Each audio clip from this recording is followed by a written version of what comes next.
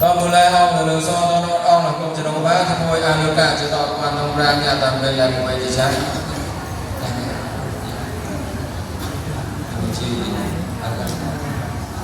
một đó cái này con bị hư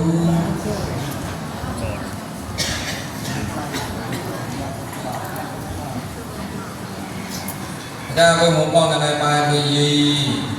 tao mù lai ông là so tao là cứ có rồi đang bật cô nhà tao bên lại một bên trái chỉ có là tao đi cầu này bài bị gì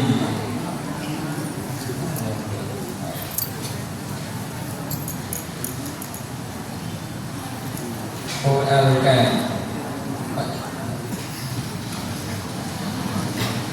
bây giờ cô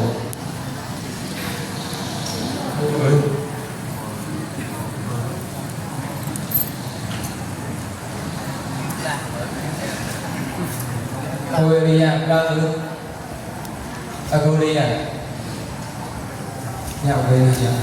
cha cầm lon để ca quay lại bên từ mi khai còn một là ông được so đó là cũng có như thế cô cố nha tăng cái làm một trái thì cái là đang cái này bên từ mi khai có như thế thì ca cùng mình đi một lòn toàn mưa la ông đưa so thôi chê cái này chê tao quan về quá nha tao cái làm người trái thì ca là ta nhìn cầu mình đi thôi chê cái này chikere chờ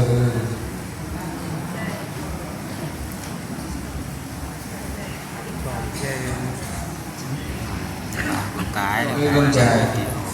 cha cầm lo ca bên này mười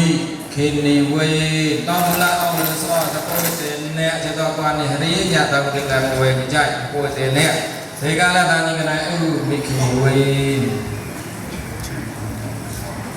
quay khi đi nè ca quay cha cầm lo này là tôi bị sẽ con muốn la ông đưa so tao coi nhìn lên đẹp đang chạy nhà tao định làm quay cái chạy thế ca là ta như cái này là tôi bị sẽ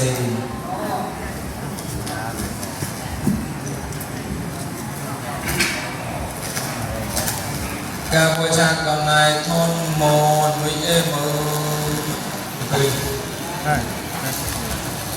tao muốn là ông đưa so tao coi ấy so cả đang chạy nhà tao về là một người cha tao coi ấy so cả thì ca là những cái này thôn một mình em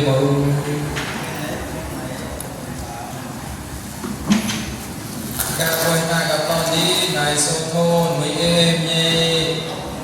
tao muốn là ông đưa so tao coi xử lý cho tao quan thì đỡ nhà tao về làm một người cha thì ca là những cái này số thôn mình em nhé